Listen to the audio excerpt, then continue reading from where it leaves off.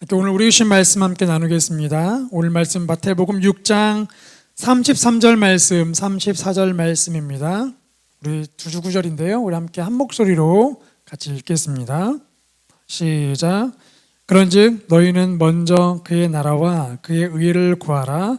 그리하면 이 모든 것을 너희에게 더하시리라. 그러므로 내일 일을 위하여 염려하지 말라. 내일 일은 내일이 염려할 것이요 한날의 괴로움은 그날로 족하니라. 아멘. 네, 오늘 말씀 우리 김민아 목사님 나오셔서 하나님을 사랑하라 그리고 자유하라 제목으로 말씀 나눠주시겠습니다. 우리 큰 박수로 함께 모시겠습니다. 예, 먼저 기도하시겠습니다. 하나님 아버지 감사합니다. 마지막 수요 6을 불러 모아 주셔서 감사합니다. 이제까지 함께 하시며 지켜주신 하나님, 오늘 말씀으로 찬송으로 기도로 전반기를 정리하고 하반기를 준비하겠습니다. 하나님을 왕으로 모시며 하나님만을 더욱 사랑하겠습니다.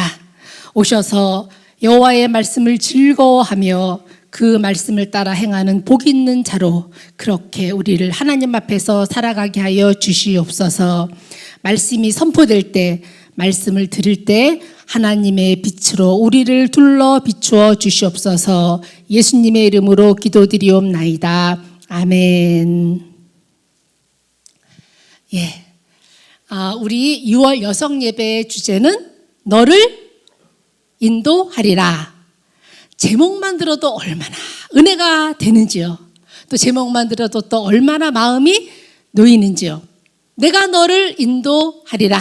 내가 너를 인도하겠다. 내가 너의 인생을 주도하겠다. 그래서 무슨 일이 있어도 반드시 너를 목적지까지 이끌겠다. 하나님의 강력한 의지가 느껴집니다.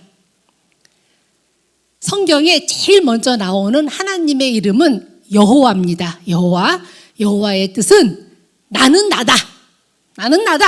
그러니까 네 뜻은 어느 누구도 막을 수 없고 방해할 수도 없다. 그 하나님이 말씀하십니다. 내가 너를 인도하겠다. 예, 그렇습니다. 내 삶의 주인은 하나님이십니다. 주권자 하나님께서 우리의 인생을 주도하시면서 뜻하신 목적을 반드시 이루십니다. 그러니까 우리의 시선을 늘 하나님께 고정하고 하나님을 사랑하라. 하나님을 최고로 모셔라. 그리고 내일 일을 걱정하지 말고 염려하지 말라. 오늘 말씀 마태복음 6장 33절 34절 함께 읽겠습니다. 시작. 그런즉 너희는 먼저 그의 나라와 그의 의를 구하라. 그리하면 이 모든 것을 너희에게 더하시리라. 그러므로 내일 일을 위하여 염려하지 말라. 내일 일은 내일이 염려할 것이요 한날의 괴로움은 그날로 족하니라. 아멘. 예, 인도하다 할 때 인자는요, 차를 견인하다 할 때 그 인자예요. 그러니까 이끌다라는 뜻입니다. 하나님께서 우리의 인생을 이끄신다는 거예요. 하나님께서 이끄신다? 그러면 하나님은 우리를 어떻게 이끌며 인도하시는가?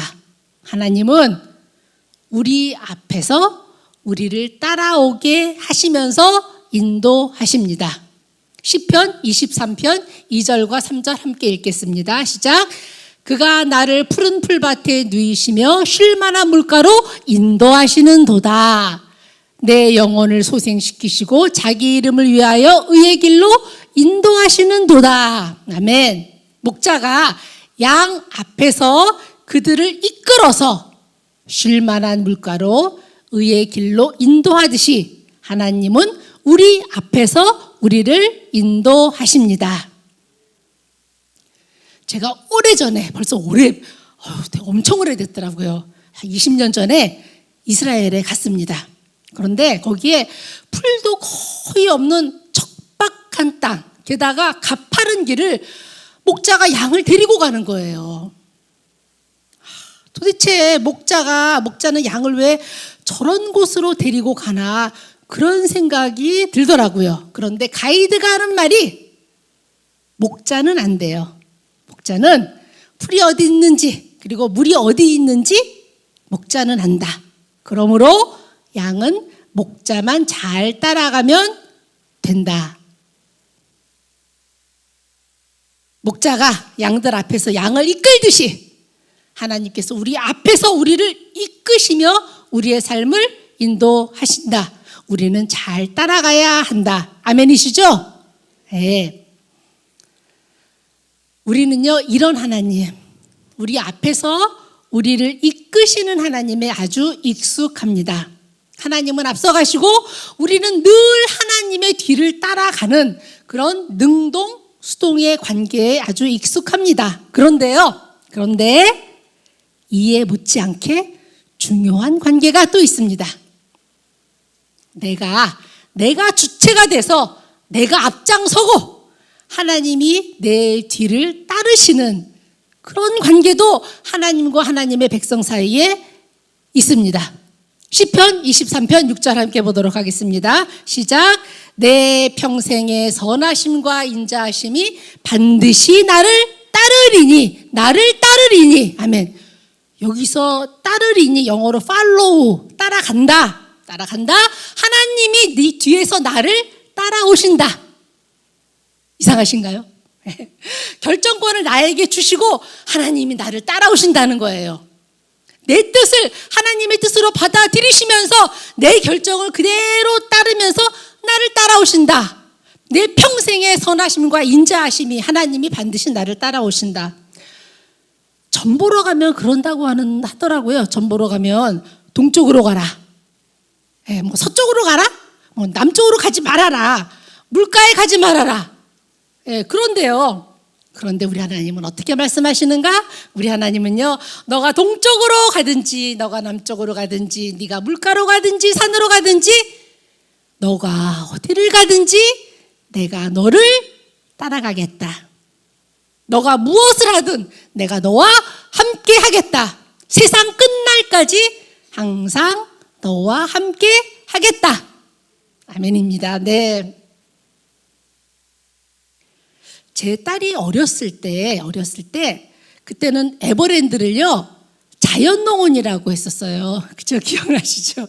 아시는 분들은 이제 예, 저희 딸이 자연농원 발음도 잘못해서 자인농원 그랬어요. 자연농원이라고 했는데 제 딸이 그 자연농원을 너무너무 좋아해서 가끔 둘이서 같이 갔었어요. 거기서 저는 모든 결정을 다 딸아이에게 맡기고 저는 딸아이를 따라만 다니면서 함께 놀았습니다. 바이킹 타고 싶다고 하면 바이킹 타고, 회전목마 타겠다고 하면 같이 회전목마 타고, 배고프다고 하면 같이 밥 먹고, 모든 걸 다 딸아이 마음대로 하게 했고 저는요 그냥 따라다니면서 같이 놀았습니다. 딸의 뜻과 생각과 결정을 100% 따랐습니다. 그런데요, 성경을 보니까 하나님이 다윗에게 그러셨더라고요. 다윗에게. 우리 사무엘하 8장 6절 함께 보도록 하겠습니다. 시작. 다윗이 어디로 가든지 여호와께서 따라가시면서 이기게 하시니라. 사무엘하 8장 14절 시작. 다윗이 어디로 가든지 여호와께서 따라가시면서 이기게 하셨더라. 역대상 17장 8절 시작. 내가 어디로 가든지 내가 따라가면서 너와 함께 있어. 아멘. 그러니까요, 우리는 미래에 대해서도 그리고 어떤 선택의 순간에도 걱정하지 않아도 됩니다. 염려하지 않아도 됩니다. 하나님이 앞장서서 우리의 인생을 이끄시며 인도하시니까 또 우리의 선택과 결정을 하나님의 것으로 받으시면서 우리를 뒤따라오시면서 함께 하시면서 우리의 삶을 인도하시니까. 그런데 여기에는 조건이 있겠죠? 예, 조건이 있습니다. 제 딸의 자유, 선택의 자유는 에버랜드 안에서의 자유입니다. 그 안에서 마음껏 자유를 누리며 놀이기구를 선택하며 즐길 수 있습니다. 그러나 벗어나면 안 됩니다. 다윗이 어디를 가든지 하나님이 이기게 하셨더라. 언제나 어디서나? 아니요. 다윗이 하나님만 바라보며 하나님을 최고 우선순위로 두며 살아갔을 때, 다윗이 하나님의 마음에 합한 자로 살아갔을 때, 그때 다윗이 어디를 가든지, 동쪽으로 가든지 서쪽으로 가든지 하나님이 다윗을 따라가시면서 다윗과 함께 하시면서 이기게 하셨더라. 아멘. 다윗이 죽기 직전에 마지막으로 아들 솔로몬에게 한 유언이 열왕기상 2장에 있습니다. 우리 3절 함께 보도록 하겠습니다. 시작.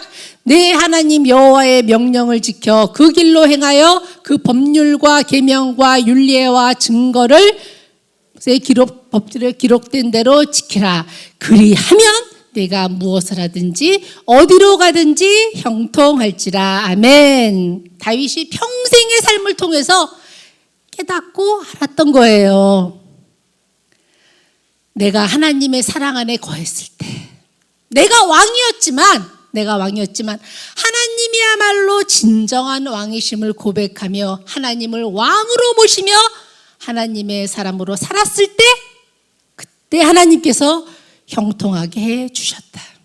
그때 내가 어디를 가든지 하나님께서 내 편이 되어 주셔서 나를 따라오시면서 나와 함께 하시면서 이기게 하셨다. 그래서 아들 솔로몬에게 이런 유언을 한 겁니다. 너가 하나님의 사람으로 살면 하나님이 너가 무엇을 하든지 어디로 가든지 함께 하시며 형통하게 해주실 것이다. 이런 찬양 있죠. 왕이신 나의 하나님, 함께 하겠습니다. 내가 주를 높이고 영원히 주의 이름을 송축하리다.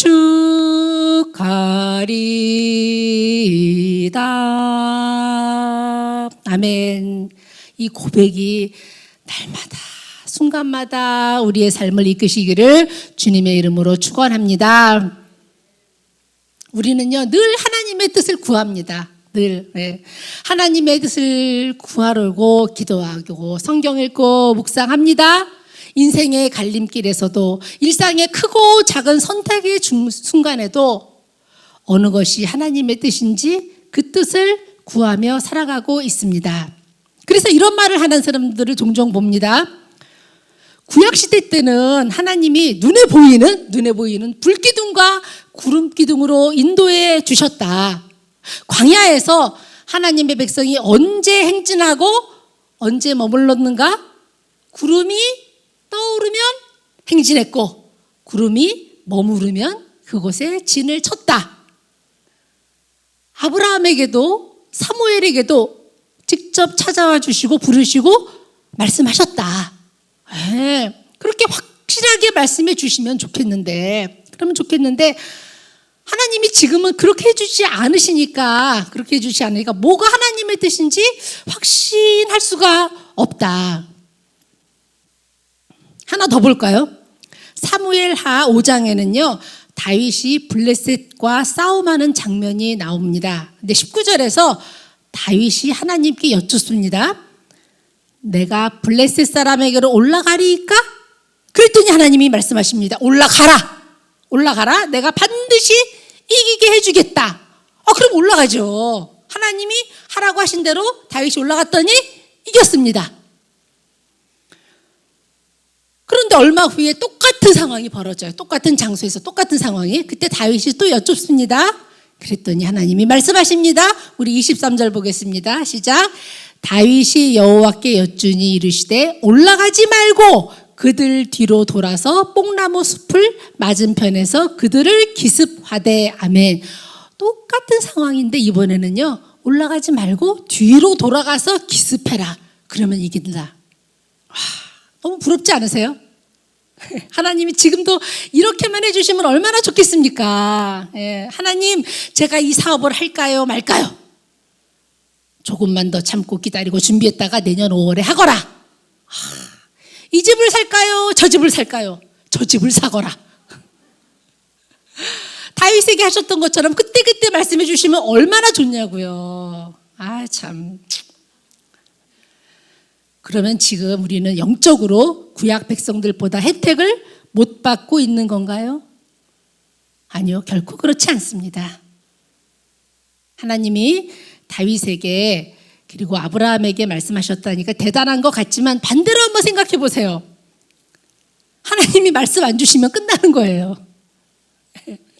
성막에서 구름이 떠올랐다가 멈췄다가 그렇게 확실한 눈에 보이는 사인을 주면서 인도하시니까 잘못될 일도 없고, 그리고 하나님의 뜻을 몰라서 실수할 일도 없고, 그렇게 살면 얼마나 좋을까 싶겠지만요.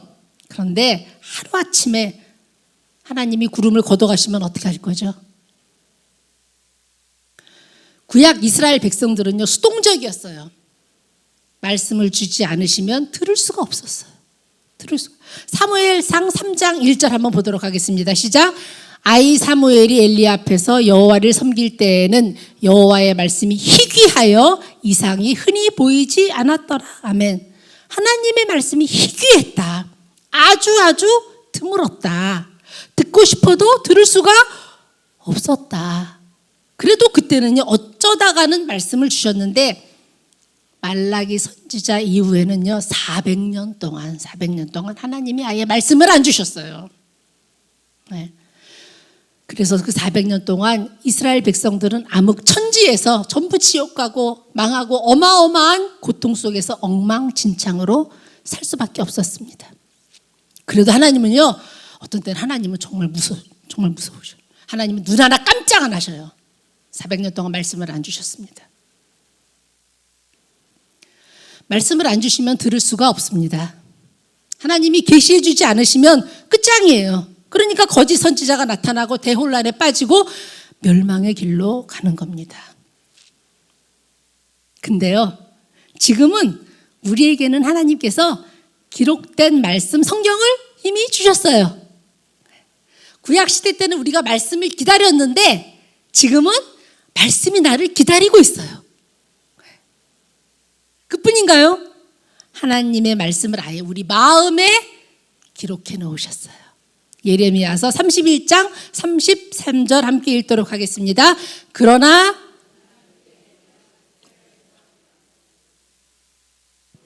나의 법을 그들의 속에 두며 그들의 마음에 기록하여 나는 그들의 하나님이 되고 그들은 내 백성이 될 것이라 여호와의 말씀이니라. 아멘. 그리고 구약시대 때는 어쩌다가 특별한 사람에게만 잠깐 성령을 주셨습니다. 그런데 지금은요, 아예 성령님이 내 안에 들어와 계셔요. 내가 성령의 전입니다. 우리 고린도전서 6장 19절 보겠습니다. 시작. 너희 몸은 너희가 하나님께로부터 받은 바 너희 가운데 계신 성령의 전인 줄을 알지 못하느냐? 너희는 너희 자신의 것이 아니라. 아멘. 그러니까 이제 하나님, 제가 이 집으로 이사해야 할까요? 저 집으로 이사하는 게 하나님의 뜻일까요? 형편대로 가시면 됩니다. 우리 아이를 공대에 보내야 하나요? 의대를 보내야 하나요? 피만 보면 몸소리치는 아이를 의대 보내면 되겠습니까? 네. 책 읽기 싫어하는 아이를 법대 보내면 되겠습니까? 네. 문서를 얼마나만 읽어야 되는데, 산더미처럼 읽어야 되는데. 아이의 적성에 맞춰서 좋아하는 과에 가게 하면 됩니다. 제가 곰탕집을 할까요? 반찬 가게를 할까요? 마트에 취직할까요? 식당에 취직할까요? 원하는 거 하세요. 하나님은요, 거기에 별 관심 없으셔요. 우리를 사랑하지 않으셔서가 아니고 내 인생에 관심이 없으셔서도 아니고 하나님의 관심은요, 내가 어떤 사람인가? 내가 어떤 사람이 되느냐, 거기에 하나님의 관심이 있기 때문입니다. 그게 중요하기 때문이고 그게 모든 것을 결정하기 때문입니다. 내가 하나님을 높이는 사람인가? 내 삶의 목표가 하나님을 찬송하는 것인가? 내가 하나님을 우선순위에 두고 있는가? 내가 세상 어떤 것보다도 먼저 하나님을 구하고 높이면 내가 곰탕집을 하건 반찬 가게를 하건 어느 길을 택하건 상관없이 언제나 나는요 하나님의 뜻을 행하고 있는 거예요. 예. 그리고 하나님은 그런 나와 함께 하시면서 나를 도와주십니다. 시편에 이런 말씀이 있습니다. 시편 37편 4절입니다. 시작. 또 여호와를 기뻐하라. 그가 네 마음의 소원을 내게 이루어 주시리로다. 아멘. 내가 여호와를 기뻐하면 자동적으로 기계적으로 내 소원이 이루어진다는 말일까요? 아니겠죠. 예. 여호와를 기뻐하는 사람은 하나님을 사랑하고 기뻐하니까 하나님의 소원이 내 소원이 되는 거예요. 예. 내 소원이 하나님의 소원이 되는 거예요. 그렇게 하나님과 내가 하나가 되는 거예요. 그러면요 그 소원은 이루어질 수밖에 없습니다. 하나님의 소원이니까. 하나님을 사랑하세요. 하나님을 기뻐하세요. 나를 하나님께 드리세요. 그리고 정직한 마음으로 무엇이든지 결정하고 행하세요. 하나님의 그 결정을 기뻐하시며 따라오십니다. 어느 신학자가 그러더라고요. 하나님께 필요 이상으로 죄의식을 갖고 자꾸 물을 때는 그 안에 점치는 심리가 있을 수도 있다. 그 얘기 들으니까 맞는 것 같더라고요. 점을 언제 치는가? 내 책임을 피하고 싶을 때, 내 짐을 덜고 싶을 때 그때 점을 치는데 우리가 하나님의 계획을 자꾸 물을 때도 비슷한 심리가 작동하는 것 같다. 하나님의 뜻이라고 하면서 나는 뒤로 살짝 빠지고 싶고 또 하나님의 뜻에 순종했으니까 하나님이 책임져 주세요. 그런 심리일 수도 있고 또 마음에 욕심이 있는데 그 욕심을 정당화시키기 위해서 하나님의 뜻을 들먹일 수도 있다는 거예요. 그래서 우리가 먼저 하나님 앞에서 정직해야 합니다. 욕심이 있으면 욕심 있다고 정직하게 말하세요. 먼저 정결한 마음을 구해야 합니다. 그리고 진정으로 나는 정말 하나님의 마음에 합한 사람이 되고 싶습니다. 그렇게 우리가 하나님의 나라와 의를 먼저 구하며 살아갈 때 내가 어느 길을 택하든 그게 우리를 향한 하나님의 뜻이 됩니다. 제 딸의 선택이 누구의 뜻이었죠? 제 뜻이었어요. 제 딸의 선택이 제 뜻이었고 제 딸의 결정이 제 결정이었듯이 그렇게 우리가 하나님을 먼저 구하며 살아갈 때 나의 뜻이 하나님의 뜻이 됩니다. 하나님은 내가 결혼할 사람을 딱 정해두지 않으셨어요. 나는 하나님이 정해놓으신 그 사람을 찾아내야 되는 게 아니에요. 내가 이 사람과 결혼하든 저 사람과 결혼하든 그건 우리의 자유입니다. 직업도 그렇습니다. 직업도 하나님이 정해놓으신 그 직업을 내가 찾아내야 되는 게 아니에요. 컴퓨터 프로그래머가 되든 어린이집 선생님이 되든 그건 우리의 자유입니다. 하지만 그 어떤 것도 하나님보다 더 높이 들 자유가 우리에게는 없습니다. 하나님은 우리의 삶에서 반드시 첫째가 되셔야 합니다. 그렇게 먼저 하나님의 나라와 의를 먼저 구하며 우리의 삶 전체를 하나님께 내어드리기만 하면 그 다음엔 자유, 모든 것이 다 가능합니다. 그래서 바울이 담대하게 모든 것이 다 너희 것이다. 만물이 다 너희 거다. 이렇게 선포합니다. 고린도전서 3장 21절 23절입니다. 시작. 만물이 다 너희 것임이라. 바울이나 아볼로나 지금 것이나 장래 것이나 다 너희의 것이요 너희는 그리스도의 것이요 그리스도는 하나님의 것이니라. 아멘. 어거스틴이 이런 말을 했습니다. 하나님을 사랑하라. 그리고 멋대로 살아라. 네 마음대로 살아라. 아니, 어떻게 그렇게 심한 말을? 아니요. 그가 진정으로 하나님을 사랑하면, 그가 진정으로 하나님을 왕으로 모시고 살면 그가 세상 어디에 있어도 걱정 없다는 겁니다. 교회에서 무슨 일을 해도 염려 없다는 겁니다. 뭐든 그가 하고 싶다고 하는 거 다 하도록 내버려둬도 안심할 수 있다는 겁니다. 왜? 그의 뜻이 주님의 뜻이고 주님의 뜻이 그의 뜻이기 때문에 나아가 주님께서 반드시 그를 통해서 역사하실 것이기 때문에. 바울의 말을 빌어서, 그리고 어거스틴의 말을 빌어서 저도 선포합니다. 하나님을 사랑하십시오. 그리고 자유하십시오. 우리 함께 기도하겠습니다.